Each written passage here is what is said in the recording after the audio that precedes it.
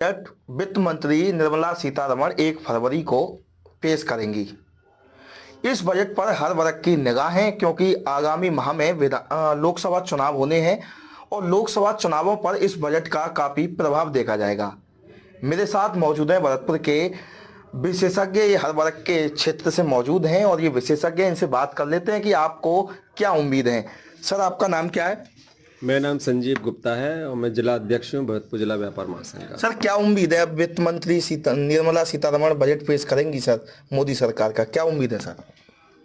उम्मीद की जहाँ तक बात करें तो ये पूर्वी राजस्थान का द्वार है अपना भरतपुर, और इसमें सबसे ज़्यादा जो विशेष एक समस्या जो पैदा हुई है कि 2013 में इसको एनसीआर में लिया गया था, और एनसीआर में जब लिया गया था तब हमें बड़ी उम्मीदें थी कि भाई इसमें बहुत ज़्यादा डेवलपमेंट होगा, यहाँ पर सब तरीके की सुविधाएं होंगी और जो बेरोज़गारी है कुछ हद तक कम हो सकेगी।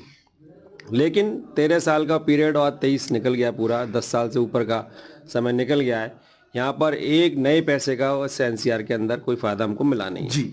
तो हम तो इस बजट में यही चाहते हैं कि भरतपुर को एनसीआर से निकाला जाए, क्योंकि जब उनके मंत्री यहाँ पर आए थे पीयूष गोयल जी, तब वो हमें आश्वस्त करके गए थे कि राजस्थान सरकार यदि चाहे तो हम उस पर तुरंत कार्रवाई कर सकते हैं, उसको एनसीआर से हम निकाल सकते हैं। तो हमारा तो सबसे बड़ा काम यही होगा, यदि इसको एनसीआर से निकल जाता है तो यहाँ पर इंडस्ट्रीज़ भी लगने लग जाएंगी, जो इंडस्ट्रीज़ बाहर चली गई हैं, और बेरोजगारों को रोजगार भी मिल जाएगा। ये सबसे बड़ी समस्या भरतपुर की है इसमें। तो बाकी समस्याएं और भी हैं, जो बाकी हमारे जो साथी हैं वो बताएंगे आपको। तो समस्या बहुत बड़ी है ये। जी सर, आपका क्या नाम है? नरेंद्र गोयल, जिला महामंत्री व्यापार महासंघ। सर, आपको क्या उम्मीद है सर बजट से? केंद्र सरकार का सर आगामी 1 फरवरी को जारी होगा सर। मेरे 3-4 निवेदन हैं। जी। पहला तो ये है कि इनकम टैक्स में भारी छूट दी जाए। दूसरी बात यह है कि जो मध्यम वर्ग है उसमें व्यापारी वर्ग ज़्यादा आता है, कम से कम मैं तो 70% व्यापारी वर्ग आता है। तो मध्यम वर्ग जो व्यापारी वर्ग है उसके लिए, उसके जो व्यापारी वर्ग है उसके लिए 2 तरह से विशेष छूट दी जाए। एक तो क्या है कि जो व्यापारी वर्ग बैठता है और बुजुर्ग हो जाता है उसको बुजुर्ग पेंशन, तो राजस्थान 1000 दे रहा है, उत्तर प्रदेश 3000 दे रहा है, मध्य प्रदेश 1000 दे रहा है। ये सारी चीज़ खत्म करके केंद्र सरकार को जो वृद्धा पेंशन है जिसमें व्यापारी वर्ग भी आएगा, एक पूरे देश में एक वृद्धा पेंशन, और कम से कम वो इतनी उचित हो कि एक बुजुर्ग परिवार का, एक बुजुर्ग महिला और पुरुष का खर्चा चल जाए। कम से कम 3-4 हज़ार रुपये मंथली हर बुजुर्ग को पेंशन दी जाए, उसमें व्यापारी वर्ग और सब बुजुर्ग आएंगे, पहली बात। दूसरी बात ये कि मैं ये केंद्र सरकार का बहुत समर्थन करता हूँ। उसने अभी विश्वकर्मा योजना बनाई है, इससे वास्तव में छोटे व्यापारियों को बहुत राहत मिलेगी और दी गई है, लोन दिए जा रहे हैं, सारी बातें हैं। और इस तरह से ही व्यापारी वर्ग को एक कम मात्रा में 4%, 3% ब्याज पे पैसा दिया जाए, जिससे कि वो डेवलप हो सके। हमारी जो युवा शक्ति है उसको जब तक रोजगार नहीं होगा, और जब तक रोजगार नहीं होगा तब तक देश विकास नहीं करेगा। इस पर सरकार को विशेष ध्यान देने की आवश्यकता है। ये नरेंद्र जी ये बता रहे हैं कि मेन चीज युवा वर्ग के लिए रोजगार की है, जब तक रोजगार नहीं होगा तो देश विकास नहीं करेगा। और भी व्यापारी हैं, उनसे भी बात कर लेते हैं। सर, आपका क्या नाम है? जयप्रकाश बजाज, मैं भरतपुर व्यापार महासंघ का जिला कोषाध्यक्ष हूँ। सर, ये मोदी सरकार का बजट आने वाला है सर, क्या उम्मीद है आपको?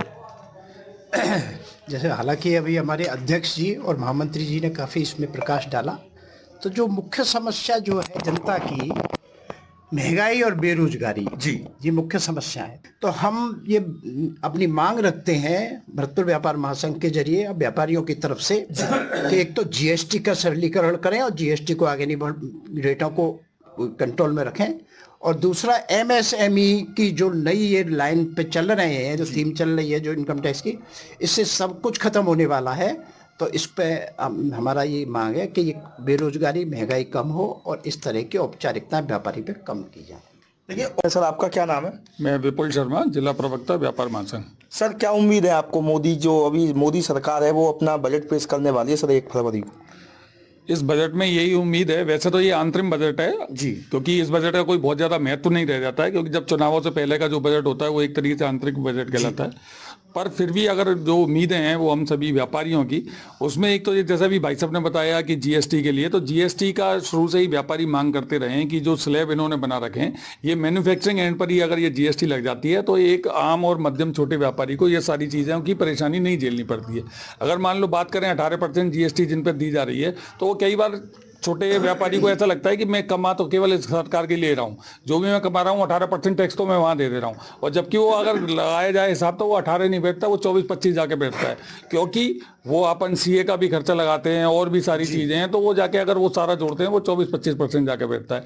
तो एक तो ये जीएसटी का जो है ये इसको मैन्युफैक्चरिंग पॉइंट पे अगर लगा दिया जाए तो इससे टैक्स चोरी का भी वो सिस्टम होगा, और दूसरा जो एक मध्यम वर्गीय व्यापारी है, छोटा व्यापारी है, जो कि सीए और अकाउंटेंट को हैंडल नहीं कर पाता, तो उसको भी एक आसानी रहेगी कि केवल माल लेना है और बेचना है। दूसरा मेरा निवेदन ये है कि जो ऑनलाइन वाला व्यापार है, जिसकी वजह से मध्यम वर्गीय व्यापारी को बहुत ज़्यादा परेशानी हो रही है, छोटे दुकानदार को, एक तरफ आप छोटे व्यापारियों को बढ़ावे देने की बात करते हैं, दूसरी तरफ आप जो बड़ी बड़ी मल्टीनेशनल कंपनियां हैं वो ऑनलाइन का वहाँ बढ़ावा दे रहे हैं। तो उस चीज़ पे कहीं ना कहीं ऑनलाइन का अपन विरोध नहीं करते, लेकिन ऑनलाइन में कुछ इस तरीके का सिस्टम उनको बनाना चाहिए कि वो जो स्कीम्स है और वो देते हैं, लेकिन जो एमआरपी के ऊपर कुछ उसका एक्स्ट्रा चार्जेस लगा देना चाहिए, ताकि वो जो एक मध्यम वर्गीय व्यापारी है वो उससे अपने कंपटीशन कर सके। धन्यवाद। देखिए, और भी है सर, आपका क्या नाम है? विजयकांत शर्मा, उपाध्यक्ष जिला खादी विक्रेता संघ भरतपुर। सर, आपको क्या लगता है केंद्र का बजट पेश होने वाला है सर, क्या उम्मीद है आपको? हम तो भरतपुर में पहले तो मैं धन्यवाद दूंगा कि भाई राम राज्य आ ही चुका है, राम जी आ गए हैं, भरतपुर से हमारे मुख्यमंत्री जी भी हैं जी, और अब आशाएं बहुत बढ़ गई हैं। श्री राम के आदर्शों को मानना बहुत ज़रूरी है, और केंद्र की बजट जो आने वाला है उसमें मेरी सार्वजनिक मांग तो एक तो यही है कि फर्टिलाइजर